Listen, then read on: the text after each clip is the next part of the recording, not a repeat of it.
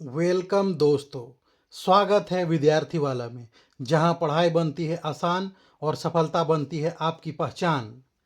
तो दोस्तों, आज हम लोग chapter 2 linear polynomial class 9th करने जा रहे हैं। ठीक है, उसमें आज आप लोग का पेज नंबर 21 to 23 का एक्सप्लेनेशन करता हूं मैं आज। ठीक, उसमें कहा गया है कि यदि स्टेज है एक तरफ और एक तरफ नंबर ऑफ स्क्वायर टाइल्स है, तो स्टेज 1 में नंबर ऑफ स्क्वायर टाइल्स कितना होगा? 1 होगा।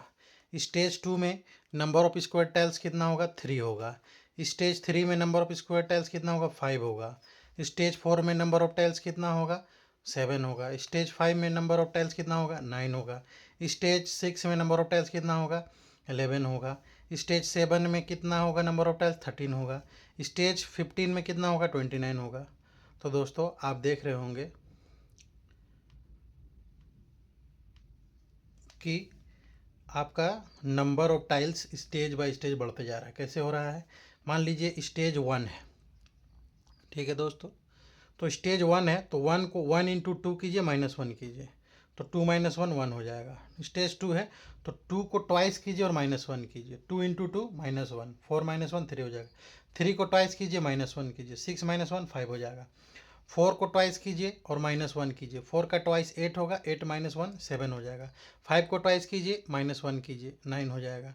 6 को ट्वाइस कीजिए, -1 कीजिए, 11 हो जाएगा। ठीक है ना दोस्तों, पैटर्न समझ में आया? तो उसी तरह बताइए कि स्टेज 15 में नंबर ऑफ टाइल्स 29 कैसे आ रहा है? 15 को डबल कीजिए, -1 कीजिए, 15 2 जा 30, -1 29। ठीक है, उसी तरह आप बताइए कि 15th स्टेज में आपका नंबर ऑफ टाइल्स कितना होगा? तो आपको क्या करना है? 29 कैसे आया 15 स्टेज में? तो 2n - 1, तो 2 था और n हमारा 15th स्टेज है और -1, 15 2 जा 30, -1 इक्वल 29। तो 29 टाइल्स आ रहा है, मतलब 15 को डबल कीजिए, -1 कीजिए, उसी को लिखा गया है इस तरह से, 2n - 1। 2 है और ये स्टेज है, नंबर ऑफ स्टेज -1। तो पूछ रहा है कि 21 टाइल्स कौन सा स्टेज में होगा? तो 21 टाइल्स इक्वल टू 2n - 1, तो 21 इक्वल टू 2 इंटू n - 1। तो n क्या है? नंबर ऑफ स्टेज है, हमको n निकालना है, नंबर ऑफ स्टेज निकालना है कि नंबर ऑफ स्टेज कौन सा स्टेज में हमारा टाइल्स 21 होता है। तो 21 इक्वल टू 2n - 1, तो 21 और ये -1 इधर आ जाएगा तो +1 हो जाएगा, इक्वल टू 2n। तो 21 + 1 22 इक्वल टू 2n, तो 22/2 इक्वल टू n, है ना? तो n इक्वल टू 11। ठीक है, n कितना होगा? 11 हो जाएगा। तो नंबर ऑफ स्टेज कौन सा है? Number of stage 11। 11 में कौन सा नंबर ऑफ टाइल्स है? 21 है, मतलब 11 2 जा 22 -1 21 टाइल्स। तो 21 टाइल्स किसका स्टेज में आएगा? 11th स्टेज में आएगा। ठीक है ना? उसी तरह बताइए कि 47 टाइल्स आपका कौन सा स्टेज में आएगा? तो 47 इक्वल टू 2n - 1, तो 47 + 1 equal to 2n, 48 equal to 2n, तो n इक्वल टू 48/2, तो n इक्वल टू 24। ठीक है दोस्तों, बहुत आसान है, 2n - 1 करके निकालना है।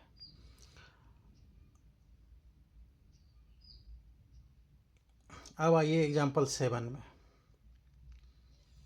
एग्जाम्पल 7 में क्या कह रहा है कि Bella has ₹100 for pocket money, she spends ₹5 every day, after how many days will she be left with ₹40? मतलब बोल रहा है कि बेला के पास 100 रुपया है पॉकेट मनी के लिए और वो हर दिन 5 रुपये खर्च करती है, तो कितना दिन के बाद उसके पास 40 रुपये बचेगा? तो 100 रुपया है और हर दिन 5 रुपये खर्च करती है, 5 रुपये खर्च करती है एक दिन में, तो नंबर ऑफ डेज n हो गया। तो 100 - 5n इक्वल टू, और उसके पास कितना टोटल बच रहा है? 40 रुपीज़ बच रहा है, तो कितना दिन बचेगा? तो 100 - 5 इंटू n, है ना, इक्वल टू 5n। तो क्या करेंगे? 100 है और ये 40 है, एक ग्रुप का है, तो 100 अपना दोस्त की तरफ जाएगा तो अपना प्रकृति को भूल जाएगा, ये प्लस था, ये इधर आएगा तो -40 हो जाएगा, और 5n -5n था, इक्वल टू उधर जाएगा, +5n हो जाएगा। तो 100 - 40 60 इक्वल टू 5n। ठीक है दोस्तों, तो n इक्वल टू कितना हो जाएगा? 5 1 जा 5 और 5 12 जा 16, तो n इक्वल टू 12, मतलब 12 दिन के बाद उसके पास 40 रुपये बचेगा। ठीक है। On 15th day amount will be, अब बताइए कि 15वां दिन में उसके पास कितना रुपये बचेगा। तो 100 equal to 5n is equal to how many rupees, तो 100 माइनस 5 इंटू 15वां दिन, तो 100 माइनस 75 इज इक्वल टू 25। ठीक है। तो कितना दिन में, 15वां दिन में उसके पास कितना रुपया रहेगा, 25 रुपये रहेगा। ठीक है। कोई प्रॉब्लम, कोई प्रॉब्लम नहीं। तो entire 100 rupees spend on number of days, मतलब क्वेश्चन कहना चाह रहा है कि how many days it will take to spend entire money, मतलब पूरा मनी उसके पास 0 रुपीज़ कब हो जाएगा, ये बताना है हम लोग को। तो 100 माइनस 5n इक्वल टू कितना होना है, उसका पास पैसा कितना करना है, 0 करना है। तो 100 इक्वल टू माइनस का 5n इधर आएगा, तो 5n हो जाएगा पॉजिटिव। तो फिर हो जाएगा आपका 5 1 जा 5 और 5 2 जा 10 20, तो नंबर ऑफ डेज कितना लगेगा, 20 रुपीज़। तो एंटायर रुपीज़ को ख़त्म होने के लिए उसको कितना दिन लगेगा, 20 डेज लगेगा।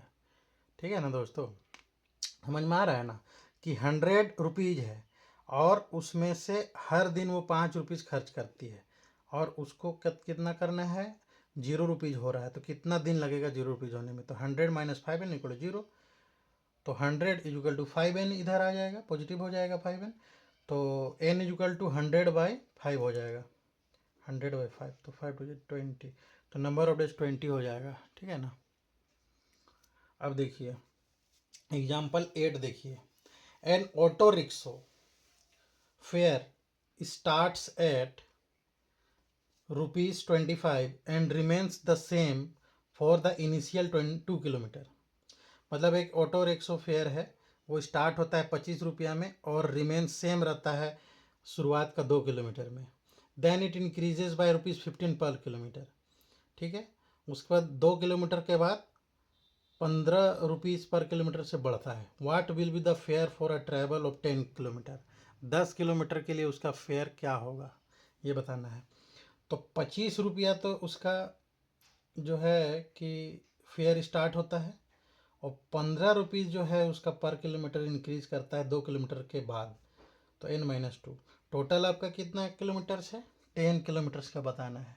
तो 25 + 15 n-2 मतलब 10-2, तो 10-2 कीजिएगा तो 8 आएगा, तो 25 + 15 इंटू 8 कितना हो जाएगा, 25 + 15 इंटू 8, 25 + 15 इंटू 8 120, तो 120 + 25 145 होगा, है ना, 145 होगा।